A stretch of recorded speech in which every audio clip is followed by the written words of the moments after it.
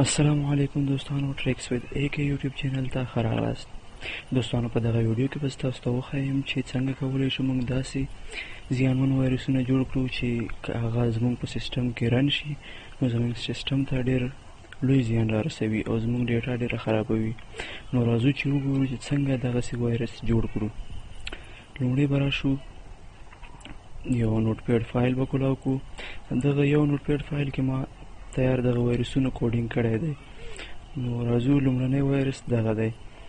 د دې کوډینګ دا دی د دې ځای نه تر دې ځای پورې. دا به زه دې ځای نه کاپي کړم او دلته به یې پیسټ کړم.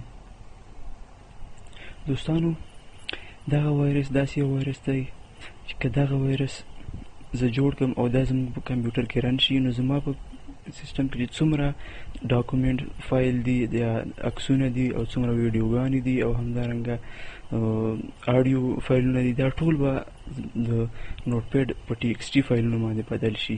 نو بیا ماته هېڅ پته نه لګي چې دا کوم فایل دی.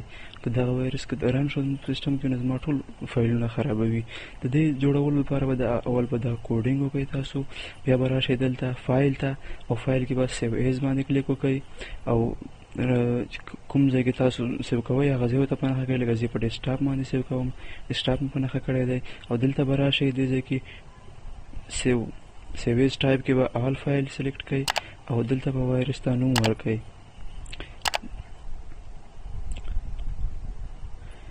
لکه وایرس ته به نوم ورکړئ او ډاټ BAT ایکسټینشن به ورکړئ. دا ډېر ضروري دی دوستانو.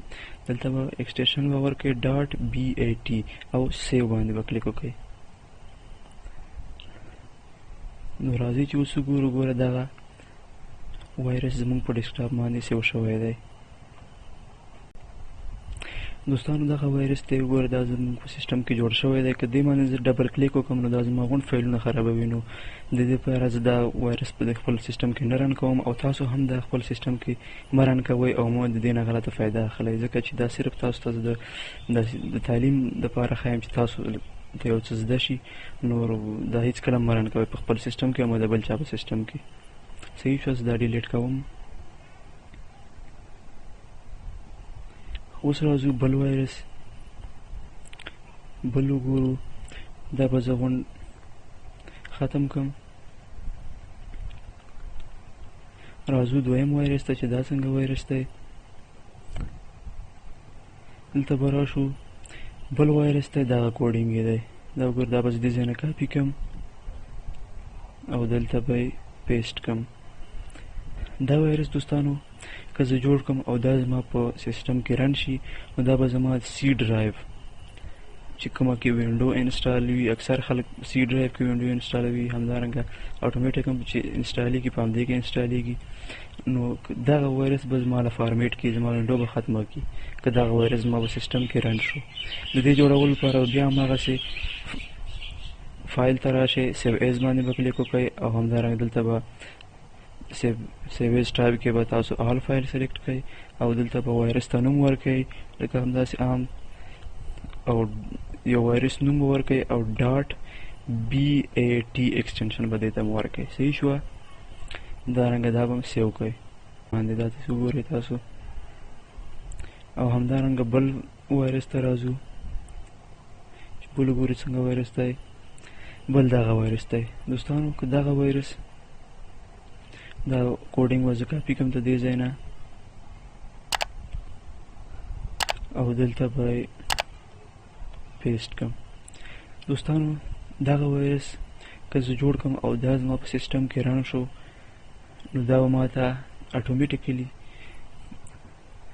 د رایټ پروګرام، MS Paint، CMD، MS Word، کالکولیټر او وینډوز ایکسپلورر دا به غونډ راته همداسې دایمي توګه همداسې خلاصوي یو بل پسې. نو دا به زما سیسټم هینګ کړي او کیدای شي چې زما سیسټم غونډ ډیمیج شي او ختم شي. د دې سره د دې دپاره دا چې جوړو، دا څنګه جوړو فایل، دا هماغه شان دی. راشئ فایل ته او سیو ایز باندې به کلیک وکړئ او را به شئ دلته به وایرس ته نوم ورکړئ او ایکسټینشن به ورکړئ ډاټ BAT او دلته به آل فایل سلیکټ کړئ او سیو باندې به کلیک وکړئ. ګوره دغه وایرس هم زما سکرین باندې جوړ شوی دی. همدارنګه راځو چې بل وایرس وګورو چې دا څنګه وایرس ته د دې کوډینګ دا دی. وګوره دا کوډینګ مې دې ځای نه کاپي کړم، نوټ پیډ فایل کولاو کوي او په دې کې پیسټ کوي. صحیح شوه.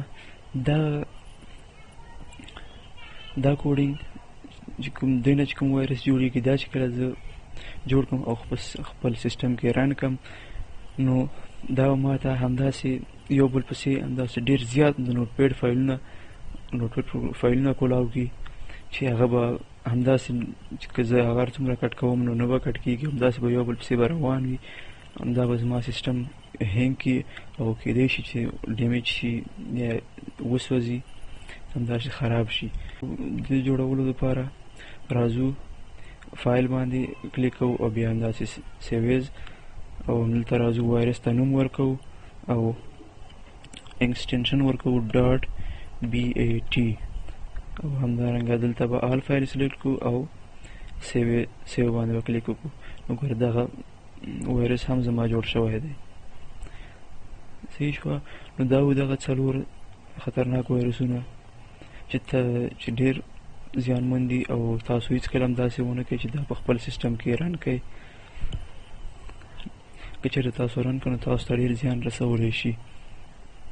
او همدارنګه دا د بل چا په سیسټم کې هم هېڅکله رن نه کوي. که ویډیو مو خوښه شوي نو ویډیو در سره لایک او شیر کړئ او همدارنګه د نورو ویډیوګانو دپاره زه غواړم تاسو ته نورې همداسې ویډیوګانې جوړې کړم. زموږ ویډیو در سره شیر کړئ او زموږ چینل در سره حتمي سبسکرایب کړئ. ډېره مننه.